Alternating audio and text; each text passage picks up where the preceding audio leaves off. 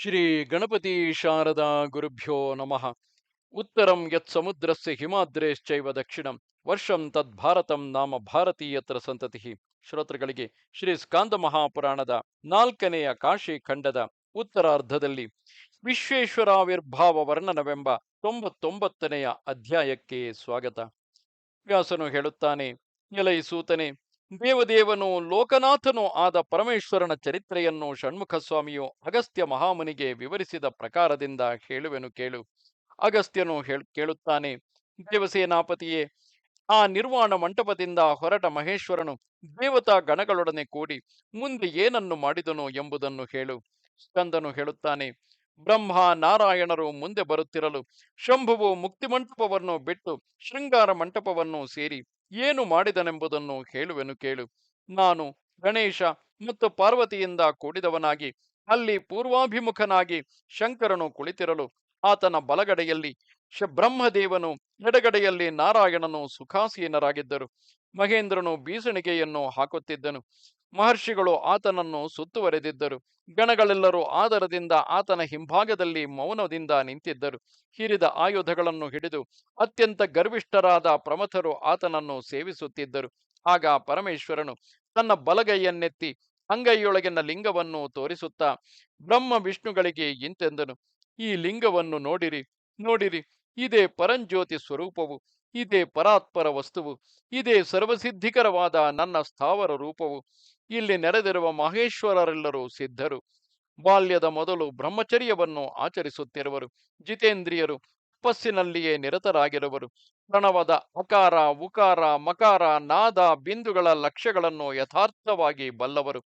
ಭಸ್ಮದ ರಾಶಿಗಳಲ್ಲಿ ಮಲಗುವವರು. ಇಂದ್ರಿಯಗಳನ್ನು ನಿಗ್ರಹಿಸಿದವರು. ಸೌಜನ್ಯವಂತರು, ಊರ್ಧ್ವರೇತಸರು.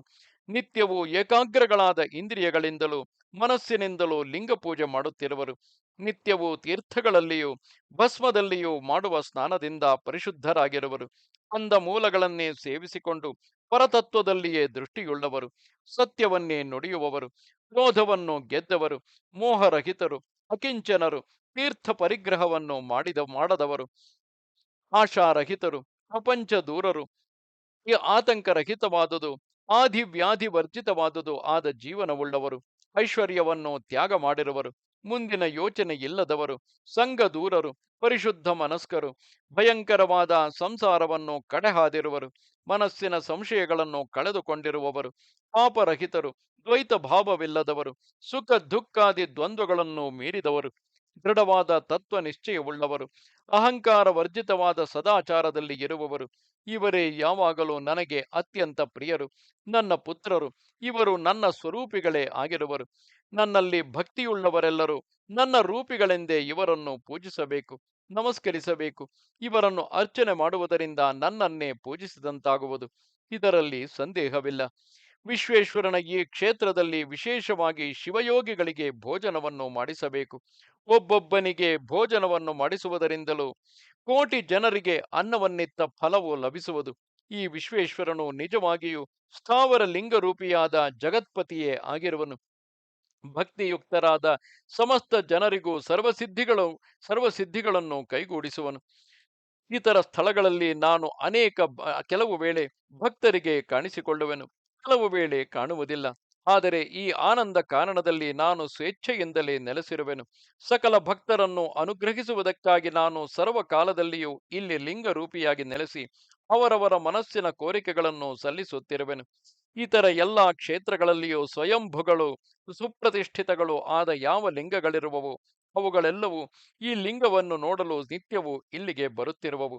ನಾನು ಸಮಸ್ತ ಲಿಂಗಗಳಲ್ಲಿಯೂ ನೆಲೆಸಿಯೇ ಇರುವೆನು ಎಂಬುದರಲ್ಲಿ ಸಂದೇಹವಿಲ್ಲ. ಆದರೆ ಇದು ನನ್ನ ಲಿಂಗ ಸ್ವರೂಪಗಳಲ್ಲೆಲ್ಲ ಸರ್ವೋತ್ತಮವಾದ ಲಿಂಗಮೂರ್ತಿಯು. ಎಲೈ ದೇವತೆಗಳಿರ, ಯಾವನು ಶ್ರದ್ಧೆಯಿಂದಲೂ ನಿರ್ಮಲ ದೃಷ್ಟಿಯಿಂದಲೂ ಈ ಲಿಂಗವನ್ನು ನೋಡುವನೋ ಅವನು ನನ್ನ ರೂಪವನ್ನು ಸಾಕ್ಷಾತ್ತಾಗಿಯೇ ಕಂಡವನೆಂದು ತಿಳಿಯಿರಿ. ಎಲೈ ದೇವತೆಗಳಿರ, ಮಹರ್ಷಿಗಳಿರ, ನೀವೆಲ್ಲರೂ ಕೇಳಿರಿ. ಈ ಮಹಾಲಿಂಗದ ಹೆಸರನ್ನು ಕೇಳುವ ಮಾತ್ರದಿಂದಲೇ ಜನ್ಮಾಂತರಗಳಲ್ಲಿ ಶೇಖರಿಸಿದ ಪಾಪರಾಶಿಯು ಒಂದು ಕ್ಷಣದಲ್ಲಿಯೇ ಕ್ಷಯವನ್ನು ಹೊಂದುವುದು. ಈ ಲಿಂಗವನ್ನು ಸ್ಮರಿಸುವುದರಿಂದ 2 ಜನ್ಮಗಳಲ್ಲಿ ಗಳಿಸಿದ ಪಾತಕಗಳು ಕ್ಷಿಪ್ರದಲ್ಲಿಯೇ ನಾಶವಾಗುವವು. ಇಂತು ನನ್ನ ವಚನವಿರುವುದು. ಇದರಲ್ಲಿ ಸಂದೇಹವಿಲ್ಲ. ಈ ಲಿಂಗವನ್ನು ನೋಡಬೇಕೆಂಬ ಉದ್ದೇಶವನ್ನು ಮಾಡಿಕೊಂಡು ಮನೆಯಿಂದ ಹೊರಟ ಕ್ಷಣದಲ್ಲಿಯೇ 3 ಜನ್ಮಗಳ ಪಾಪರಾಶಿಯಾದರೂ ನಾಶವಾಗುವುದು. ಎಲೈ ಅಮರರಿರ, ನನ್ನ ಅನುಗ್ರಹದಿಂದ ಈ ಲಿಂಗದ ದರ್ಶನವನ್ನು ಮಾಡುವವರಿಗೆ 100 ಅಶ್ವಮೇಧಗಳನ್ನು ಮಾಡಿದ ಪುಣ್ಯವು ಖಂಡಿತವಾಗಿಯೂ ಲಭಿಸುವುದು. ಅಯ್ಯ ಸುರರಿರ, ವಿಶ್ವೇಶ್ವರನಾದ ನನ್ನ ಈ ಸ್ವಯಂಭುಲಿಂಗದ ಸ್ಪರ್ಶ ಮಾತ್ರದಿಂದಲೇ 1,000 ರಾಜಸೂಯಗಳನ್ನು ನೆರವೇರಿಸಿದ ಫಲವು ಕೈಗೂಡುವುದು. ಭಕ್ತಿಯುಕ್ತನಾಗಿ 1 ಬೊಗಸೆ ನೀರಿನಿಂದ ಅಭಿಷೇಕವನ್ನು ಮಾಡಿ ಒಂದೇ ಪುಷ್ಪವನ್ನು ಅರ್ಪಿಸಿದರೂ 100 ಸುವರ್ಣ ಪುಷ್ಪಗಳನ್ನು ಅರ್ಪಿಸಿದ ಪುಣ್ಯವು ಲಭಿಸುವುದು. ಸರ್ವೋತ್ತಮವಾದ ಈ ಲಿಂಗಕ್ಕೆ ಭಕ್ತಿಯಿಂದ ಪೂಜೆಯನ್ನು ಮಾಡುವ ಮಾತ್ರದಿಂದಲೇ 1,000 ಚಿನ್ನದ ಕಮಲಗಳಿಂದ ಪೂಜಿಸಿದ ಫಲವನ್ನು ಪಡೆಯಬಹುದು. ಈ ಲಿಂಗಕ್ಕೆ ಪಂಚಾಮೃತಾಭಿಷೇಕ ಪುರಸ್ಸರವಾಗಿ ಮಹತ್ತರವಾದ ಪೂಜೆಯನ್ನು ಮಾಡಲು 4 ಪುರುಷಾರ್ಥಗಳು ಕರಗತಗಳಾಗುವವು. ದೇವತೆಗಳಿರ, ವಸ್ತ್ರದಲ್ಲಿ ಶೋಧಿಸಿದ ಜಲದಿಂದ ಈ ಲಿಂಗವನ್ನು ಅಭಿಷೇಕ ಮಾಡಿದ ಭಕ್ತೋತ್ತಮನು 1,00,000 ಅಶ್ವಮೇಧಗಳಿಂದ ಒದಗುವ ಪುಣ್ಯವನ್ನು ಹೊಂದುವನು. ಭಕ್ತಿಯಿಂದ ಈ ಲಿಂಗಕ್ಕೆ ಸುಗಂಧ ದ್ರವ್ಯಗಳನ್ನು ಲೇಪಿಸಲು ಭಕ್ತನು ಸ್ವರ್ಗಲೋಕದಲ್ಲಿ ದೇವತಾ ಸ್ತ್ರೀಯರ ಕೈಗಳಿಂದ ಯಕ್ಷ ಕರ್ದಮ ಲೇಪದ ಸೌಖ್ಯವನ್ನು ಪಡೆಯುವನು. ಪರಿಮಳಯುಕ್ತವಾದ ಧೂಪವನ್ನು ಅರ್ಪಿಸುವುದರಿಂದ ದಿವ್ಯ ಗಂಧಾಢ್ಯವಾದ ಲೋದೇಹವನ್ನು ತಾಳುವನು. ತುಪ್ಪದ ದೀಪಗಳನ್ನು ಬೆಳಗುವುದರಿಂದ ತೇಜೋಮಯವಾದ ವಿಮಾನದಲ್ಲಿ ಸಂಚರಿಸುತ್ತಿರುವನು. ಕರ್ಪೂರ ವಾಸಿತಗಳ ಕರ್ಪೂರ ವಾಸಿತವಾದ ಬತ್ತಿಗಳ ದೀಪವನ್ನು ಒಮ್ಮೆ ಬೆಳಗಿಸುವುದರಿಂದಲೂ ಭಕ್ತನು ಕರ್ಪೂರ ಗಂಧಯುಕ್ತವಾದುದು ಚಿನ್ನದ ಬಣ್ಣವುಳ್ಳದುದು ಆದ ದೇಹವುಳ್ಳ ಫಾಲನೇತ್ರನೇ ಆಗುವನು. ಪ್ರಾಜ್ಞನಾದವನು ನೈವೇದ್ಯ ಸಮರ್ಪಣೆಯನ್ನು ಮಾಡಲು ಅದರ ಒಂದೊಂದು ಕಬಳಕ್ಕೂ 1 ಯುಗದ ಕಾಲ ಕೈಲಾಸ ಪರ್ವತದಲ್ಲಿ ಅನೇಕ ಭೋಗಗಳನ್ನು ಅನುಭವಿಸುವನು. ಯಾವನು ವಿಶ್ವೇಶ್ವರನಿಗೆ ತುಪ್ಪ ಮತ್ತು ಸಕ್ಕರೆಗಳೊಡಗೂಡಿದ ಪರಮಾನ್ನವನ್ನು ಸಮರ್ಪಿಸುವನೋ ಅವನು ದೇವತೆಗಳು, ಪಿತೃಗಳು, ಮಾನವರು ಮುಂತಾದವರೊಡಗೊಂಡ 3 ಲೋಕಗಳನ್ನು ತೃಪ್ತಿಗೊಳಿಸಿದವನಾಗುವನು. ಮುಖವಾಸವನ್ನಾಗಲಿ, ರನ್ನಗನ್ನಡಿಯನ್ನಾಗಲಿ, ಚಾಮರಗಳನ್ನಾಗಲಿ, ತಲೆದಿಂಬುಗಳನ್ನಾಗಲಿ, ಹಂಸತೂಲಿಕಾ ಶಯ್ಯೆಯನ್ನಾಗಲಿ ಯಾವನು ಸಮರ್ಪಿಸುವನೋ ಅವನಿಗೆ ಮಹತ್ತರವಾದ ಪುಣ್ಯವು ಲಭಿಸುವುದು. 7 ಸಮುದ್ರಗಳಲ್ಲಿರುವ ರತ್ನಗಳನ್ನಾದರೂ ಮನುಷ್ಯನು ಗಣನೆ ಮಾಡಲು ಸಾಧ್ಯವಾಗಬಹುದು. ಆದರೆ ಮುಖವಾಸಾದಿ ದಾನದ ಫಲವನ್ನು ಕಡೆಗಣಿಸಲು ಯಾವನು ತಾನೇ ಸಮರ್ಥನಾದನು? ಗಂಟೆ, ಪಂಚಪಾತ್ರೆ ಮುಂತಾದ ಪೂಜಾ ಸಾಮಗ್ರಿಗಳನ್ನು ಯಾವನು ನನ್ನ ಈ ಮಂದಿರದಲ್ಲಿ ಭಕ್ತಿಯಿಂದ ಸಮರ್ಪಿಸುವನೋ ಅವನು ನನ್ನ ಸಮೀಪದಲ್ಲಿಯೇ ವಾಸ ಮಾಡುತ್ತಿರುವನು. ಯಾವನು ಗೀತ, ವಾದ್ಯ, ನೃತ್ಯಗಳಲ್ಲಿ ಒಂದನ್ನಾದರೂ ನನ್ನ ಸಮ್ಮುಖದಲ್ಲಿ ಮಾಡುವನೋ ಅವನಿಗೆ ಅಹೋರಾತ್ರಿಗಳಲ್ಲಿಯೂ ದಿವ್ಯವಾದ ಮಂಗಳವಾದ್ಯಗಳ ಧ್ವನಿಯು ಕೇಳಿ ಬರುತ್ತಿರುವುದು. ಯಾವನು ನನ್ನ ಈ ಪ್ರಾಸಾದವನ್ನು ಚಿತ್ರಲೇಖನಾದಿಗಳಿಂದ ಶೃಂಗರಿಸುವನೋ ಅವನು ನನ್ನ ಎದುರಾಗಿ ನಿಂತು ಬಹುವಿಧಗಳಾದ ಅನೇಕ ಭೋಗಗಳನ್ನು ಅನುಭವಿಸುವನು. ಬುದ್ಧಿಶಾಲಿಯಾದ ಯಾವ ನರನು ತನ್ನ ಜನ್ಮದಲ್ಲಿ ಒಮ್ಮೆಯಾದರೂ ವಿಶ್ವೇಶ್ವರನಿಗೆ ನಮಸ್ಕಾರವನ್ನು ಮಾಡುವನು ಅವನ ಪಾದಗಳನ್ನು 3 ಲೋಕಗಳ ನಿವಾಸಿಗಳು ವಂದಿಸುವರು. ಅವನು ಮಹಾರಾಜನಾಗಿ ಹುಟ್ಟುವನು. ಯಾವನು ವಿಶ್ವೇಶ್ವರನ ದರ್ಶನವನ್ನು ಮಾಡಿಕೊಂಡು ಬೇರೆ ಸ್ಥಳದಲ್ಲಿ ದೇಹವನ್ನು ಬಿಡುವನೋ ಅವನಿಗೂ ಜನ್ಮಾಂತರದಲ್ಲಿ ಮೋಕ್ಷವು ಖಂಡಿತವಾಗಿಯೂ ಲಭಿಸುವುದು. ಇದರಲ್ಲಿ ಸಂದೇಹವಿಲ್ಲ. ಯಾವನ ನಾಲಿಗೆಯಲ್ಲಿ ವಿಶ್ವೇಶ್ವರನ ನಾಮವು, ಕಿವಿಗಳಲ್ಲಿ ವಿಶ್ವೇಶ್ವರನ ಚರಿತ್ರೆಯು, ಮನಸ್ಸಿನಲ್ಲಿ ವಿಶ್ವೇಶ್ವರನ ಧ್ಯಾನವು ನಿರಂತರವಾಗಿರುವುದು ಅವನಿಗೆ ಪುನರ್ಜನ್ಮವೆಲ್ಲಿಯದು. ಯಾವನು ನನ್ನ ಈ ವಿಶ್ವನಾಥೇಶ್ವರ ಲಿಂಗವನ್ನು ಕಂಡು ಸಂತೋಷಗೊಳ್ಳುವನೋ ಅವನು ಮಹತ್ತರವಾದ ಪುಣ್ಯ ಬಲವನ್ನು ಪಡೆದು ನನ್ನ ಗಣಗಳಲ್ಲಿ ಪೂಜ್ಯ ಸ್ಥಾನವನ್ನು ಗಳಿಸುವನು. ನಿತ್ಯವೂ ತ್ರಿಸಂಧ್ಯೆಗಳಲ್ಲಿಯೂ ಯಾವನು ವಿಶ್ವೇಶ್ವರ, ವಿಶ್ವರ, ವಿಶ್ವೇಶ, ವಿಶ್ವನಾಥ ಎಂದು ಮುಂತಾಗಿ ನನ್ನನ್ನೇ ಜಪಿಸುತ್ತಿರುವನು ಅವನನ್ನು ನಾನು ನಿರಂತರವಾಗಿ ಜಪಿಸುತ್ತಿರುವೆನು. ಇದು ನಿಜವು. ಎಲೈ ದೇವತೆಗಳಿರ, ಈ ಮಹಾಲಿಂಗವು ನನಗೂ ಸದಾ ಸಂಪೂಜ್ಯವಾಗಿರುವುದು. ಆದುದರಿಂದ ಇದನ್ನು ದೇವತೆಗಳು, ಮಹರ್ಷಿಗಳು, ಮಾನವರು ಸರ್ವ ಪ್ರಯತ್ನದಿಂದಲೂ ಪೂಜಿಸಬೇಕು. ಯಾರು ವಿಶ್ವೇಶ್ವರನನ್ನು ನೋಡುವುದಿಲ್ಲವೋ, ಯಾರು ಆ ದೇವನನ್ನು ಸ್ಮರಿಸುವುದಿಲ್ಲವೋ ಅವರು ಯಮದೂತರ ದೃಷ್ಟಿಗೆ ಬೀಳುವರು. ಅಲ್ಲದೆ ಪುನಃ ಪುನಃ ಜನನ ಮರಣಗಳಿಗೆ ತುತ್ತಾಗುವರು. ಯಾರು ಈ ಲಿಂಗಕ್ಕೆ ಪ್ರಣಾಮವನ್ನು ಮಾಡುವರೋ ಅವರು ಸುರಾಸುರರಿಗೂ ವಂದ್ಯರಾಗುವರು. 1 ಪ್ರಣಾಮವನ್ನು ಮಾಡುವ ಮಾತ್ರದಿಂದಲೇ ದಿಕ್ಪಾಲಕರ ಪದವಿಯು ಅತ್ಯಲ್ಪ ಫಲವಾಗುವುದು. ದಿಕ್ಪಾಲಕರಿಗೂ ತಮ್ಮ ಪದವಿಯಿಂದ ಚ್ಯುತಿಯುಂಟಾಗಬಹುದು. ಆದರೆ ವಿಶ್ವೇಶ್ವರನಿಗೆ ನಮಸ್ಕಾರವನ್ನು ಮಾಡಿದುದರ ಫಲಕ್ಕೆ ಕೊನೆಯಿಲ್ಲ. ಎಲೈ ದೇವತೆಗಳಿರ, ಎಲೈ ಋಷಿಗಳಿರ, ನೀವೆಲ್ಲರೂ ಕೇಳಿರಿ. ನಾನು ಕೇವಲ ಪರೋಪಕಾರ ಬುದ್ಧಿಯಿಂದ ಸತ್ಯವನ್ನೇ ನುಡಿಯುತ್ತಿದ್ದೇನೆ. ಭೂಲೋಕ, ಭುವರಲೋಕ, ಸ್ವರ್ಗಲೋಕ, ಮಹರ್ಲೋಕಗಳೆಲ್ಲವನ್ನು ಹುಡುಕಿದರು ಈ ವಿಶ್ವೇಶ್ವರ ಲಿಂಗಕ್ಕೆ ಸಮಾನವಾದುದು ಮತ್ತೊಂದಿರುವುದಿಲ್ಲ. ಸತ್ಯಲೋಕದಲ್ಲಿಯಾಗಲಿ ತಪೋಲೋಕದಲ್ಲಿಯಾಗಲಿ ವೈಕುಂಠ ಕೈಲಾಸ ರಸಾತಲಗಳಲ್ಲಿಯಾಗಲಿ ಎಲ್ಲಿಯೂ ಮಣಿಕರ್ಣಿಕೆಗೆ ಸಮನಾದ ತೀರ್ಥವು ದೊರೆಯಲಾರದು. ವಿಶ್ವೇಶ್ವರನಿಗೆ ಸಮಾನವಾದ ಮಹಿಮೆಯುಳ್ಳ ಲಿಂಗವು ಎಲ್ಲಿಯೂ ಸಿಕ್ಕುವುದಿಲ್ಲ. ವಿಶ್ವನಾಥನಿಗೆ ಸಮಾನವಾದ ಲಿಂಗವಾಗಲಿ, ಮಣಿಕರ್ಣಿಕೆಗೆ ಮಿಗಿಲಾದ ತೀರ್ಥವಾಗಲಿ, ಈ ಆನಂದವನಕ್ಕೆ ಸಮವಾದ ಪವಿತ್ರ ತಪೋವನವಾಗಲಿ ಬೇರೆ ಎಲ್ಲಿಯೂ ಇಲ್ಲ. ಈ ವಾರಾಣಸಿ ಕ್ಷೇತ್ರವು ಸಕಲ ತೀರ್ಥಮಯವಾಗಿರುವುದು. ಆದುದರಿಂದಲೇ ಇದಕ್ಕೆ ತೀರ್ಥವೆಂಬ ನಾಮವು ಉಂಟಾಗಿರುವುದು. ಅದರಲ್ಲಿಯೂ ಈ ಮಣಿಕರ್ಣಿಕಾ ತೀರ್ಥವು ನನಗೆ ಸೌಖ್ಯವನ್ನು ಉಂಟು ಮಾಡುವುದಾಗಿಯೂ ಅತ್ಯಂತ ಪವಿತ್ರವಾಗಿಯೂ ಇರುವುದು.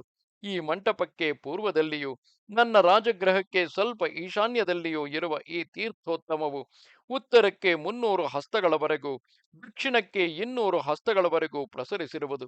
ಇಂತು ಉತ್ತರ ದಕ್ಷಿಣವಾಗಿ ಈ ಮಣಿಕರ್ಣಿಕೆಯು 200 ಹಸ್ತಗಳ ಗಂಗಾತೀರವನ್ನು ಆಕ್ರಮಿಸಿರುವುದು. ಈ ಪ್ರದೇಶವು 3 ಲೋಕಗಳ ಸಾರಭೂತವಾದುದು. ಪರಮಾತ್ಮನಿಗೆ ನಿವಾಸ ಭೂಮಿಯು. ಇದನ್ನು ಯಾರು ಸೇವಿಸುವರೋ ಅವರು ನನ್ನ ಹೃದಯದಲ್ಲಿ ಐಕ್ಯವನ್ನು ಪಡೆಯುವರು. ನನ್ನ ಕ್ಷೇತ್ರವಾದ ಈ ಆನಂದವನದಲ್ಲಿ ಕೈವಲ್ಯದ ನೆಲೆಮನೆಯು ಧಾಮಗಳಲ್ಲಿ ಉತ್ತಮವಾದುದು ಎನಿಸಿದ ಈ ವಿಶ್ವೇಶ್ವರ ಮಹಾಲಿಂಗವು ಭಕ್ತರಲ್ಲಿನ ಕೇವಲ ಕೃಪೆಯಿಂದಲೇ ಸಪ್ತ ಪಾತಾಳಗಳ ಕೆಳಗಿನಿಂದಲೂ ಉದ್ಭವಿಸಿರುವುದೆಂದು ತಿಳಿಯಿರಿ.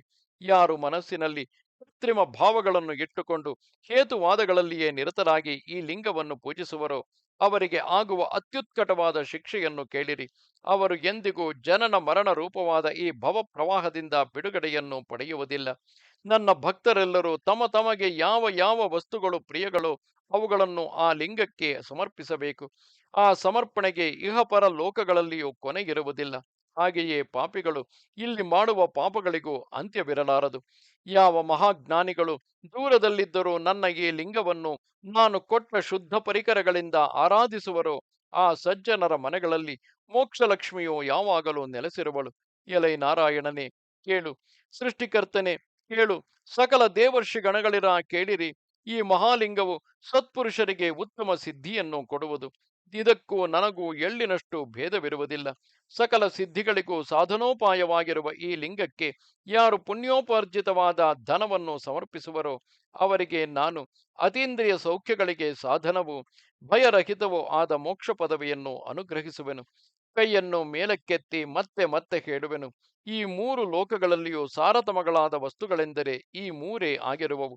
ಮೊದಲನೆಯದು ವಿಶ್ವೇಶ್ವರ ಮಹಾಲಿಂಗವು, ಎರಡನೆಯದು ಮಣಿಕರ್ಣಿಕಾ ತೀರ್ಥವು, ಮೂರನೆಯದು ಕಾಶಿ ಕ್ಷೇತ್ರವು. ಇಂತೆಂದು ಹೇಳಿ ಪಾರ್ವತಿ ಸಮೇತನಾಗಿ ಆ ಮಹೇಶ್ವರನು ಎದ್ದು ನಿಂತು ಅಲ್ಲಿ ನೆರೆದಿದ್ದವರ ಉತ್ತಮ ಪೂಜೆಗಳನ್ನು ಸ್ವೀಕರಿಸಿ ಆ ಲಿಂಗದಲ್ಲಿಯೇ ಅಂತರ್ಧಾನವನ್ನು ಹೊಂದಿದನು. ದೇವತೆಗಳೆಲ್ಲರೂ ಜಯ ಜಯಕಾರಗಳನ್ನು ಮಾಡುತ್ತಾ ಮಹಾದೇವನನ್ನು ಸ್ತೋತ್ರ ಮಾಡತೊಡಗಿದರು. ಸ್ಕಂದನು ಹೇಳುತ್ತಾನೆ, ಮಹಾಮತಿಯಾದ ಅಗಸ್ತ್ಯ ಮುನಿಯೇ, ಇಂತು ನಿನಗೆ ಈ ಅವಿಮುಕ್ತ ಕ್ಷೇತ್ರದ ಪ್ರಭಾವದಲ್ಲಿ ಅತ್ಯಲ್ಪಾಂಶವನ್ನು ತಿಳಿಸಿರುವೆನು. ಇದು ಸಹ ಸಕಲ ಕಲ್ಮಶಗಳನ್ನು ದೂರ ಮಾಡುವುದಾಗಿರುವುದು. ಕಾಶಿಯ ಅಗಲುವಿಕೆಯಿಂದ ಪರಿತಪಿಸುತ್ತಿರುವ ನಿನ್ನ ಸಮ್ಮುಖದಲ್ಲಿ ನನ್ನ ಬುದ್ಧಿಗೆ ತೋರಿದಂತೆ ಕಾಶಿ ಮಹಾತ್ಮ್ಯವನ್ನು ನಿರೂಪಿಸಿರುವೆನು. ನೀನು ಅತ್ಯುತ್ತಮವಾದ ಈ ಕ್ಷೇತ್ರವನ್ನು ಸ್ವಲ್ಪ ಕಾಲದಲ್ಲಿಯೇ ಸೇರುವೆ. ಈಗ ಸೂರ್ಯನು ಅಸ್ತಾಚಲದ ಶಿಖರವನ್ನು ಸೇರುತ್ತಿರುವನು. ನಿನಗೂ ನನಗೂ ಮೌನದಿಂದ ಸಂಧ್ಯೋಪಾಸನೆಯನ್ನು ಮಾಡುವ ಸಮಯವು ಪ್ರಾಪ್ತವಾಗಿರುವುದು. ವ್ಯಾಸನು ಹೇಳುತ್ತಾನೆ, ಈ ಮಾತುಗಳನ್ನು ಕೇಳಿ ಅಗಸ್ತ್ಯ ಮುನಿಯು ಆ ಪಾರ್ವತಿ ಪುತ್ರನಾದ ಷಣ್ಮುಖನಿಗೆ ಮತ್ತೆ ಮತ್ತೆ ನಮಸ್ಕರಿಸಿ ಸಂಧ್ಯಾಕಾಲದ ಕೃತ್ಯಗಳನ್ನು ಮಾಡುವುದಕ್ಕಾಗಿ ಲೋಪಾಮುದ್ರೆಯೊಡನೆ ಹೊರಟು ಹೋದನು. ಚಂದ್ರಶೇಖರನ ಕಾಶಿ ಕ್ಷೇತ್ರದ ಈ ರಹಸ್ಯವನ್ನೆಲ್ಲ ಚೆನ್ನಾಗಿ ತಿಳಿದುಕೊಂಡು ಆ ಮಹರ್ಷಿಯು ಮನಸ್ಸಿನ ಸಂಶಯಗಳೆಲ್ಲವನ್ನೂ ದೂರ ಮಾಡಿ ಶಿವಧ್ಯಾನದಲ್ಲಿಯೇ ನಿರತನಾಗಿದ್ದನು. ಎಲೈ ಸೂತನೆ, ಆನಂದ ಕಾರಣದ ಅಪಾರವಾದ ಮಹಿಮೆಯನ್ನು 100 ವರ್ಷಗಳಲ್ಲಿಯೂ ಸಹ ಯಾವನು ತಾನೇ ಸಮಗ್ರವಾಗಿ ವರ್ಣಿಸಲು ಶಕ್ತನಾದಾನು? ಪರಮಾತ್ಮನಾದ ಮಹಾದೇವನು ದೇವಿಗೆ ಯಾವ ಕ್ರಮದಿಂದ ಕಾಶಿ ಮಹಿಮೆಯನ್ನು ವರ್ಣಿಸಿದನೋ ಆ ಕ್ರಮದಿಂದಲೇ ಷಣ್ಮುಖನು ಕುಂಭಸಂಭವನಿಗೆ ನಿರೂಪಿಸಿದನು. ಅಯ್ಯ ಸೂತನೆ, ಅದನ್ನೇ ನಾನು ನಿನ್ನ ಮತ್ತು ಶುಕನೇ ಮೊದಲಾದ ಈ ಮಹರ್ಷಿಗಳ ಸಮ್ಮುಖದಲ್ಲಿ ವಿಸ್ತರಿಸಿರುವೆನು. ಮತ್ತೇನನ್ನಾದರೂ ಕೇಳಬಯಸುವೆಯಾದರೆ ಕೇಳು, ಹೇಳುವೆನು. ಸಮಸ್ತ ಕಲ್ಮಶ ನಾಶಕವೂ ಸಕಲಾಭೀಷ್ಟಪ್ರದವೂ ಆದ ಈ ಅಧ್ಯಾಯವನ್ನು ಶ್ರದ್ಧೆಯಿಂದ ಕೇಳಿದ ಮನುಷ್ಯನು ಕೃತಕೃತ್ಯನಾಗುವನು. ಇಲ್ಲಿಗೆ 81,000 ಶ್ಲೋಕಗಳ ಸಂಹಿತೆಯೆಂದು ಪ್ರಸಿದ್ಧವಾದ ಶ್ರೀ ಸ್ಕಾಂದ ಮಹಾಪುರಾಣದ 4ನೆಯ ಕಾಶಿ ಖಂಡದ ಉತ್ತರಾರ್ಧದಲ್ಲಿ ವಿಶ್ವೇಶ್ವರಾವಿರ್ಭಾವ ವರ್ಣನವೆಂಬ 99ನೆಯ ಅಧ್ಯಾಯವು ಮುಗಿದುದು. ನಮಸ್ತೆ ಶಾರದೆ ದೇವಿ ಕಾಶ್ಮೀರ ಪುರವಾಸಿನಿ ತ್ವಾಮಹಂ ಪ್ರಾರ್ಥೆಯೇ ನಿತ್ಯಂ ವಿದ್ಯಾದಾನಂಚ ದೇಹಿಮೆ ನಮಸ್ಕಾರ.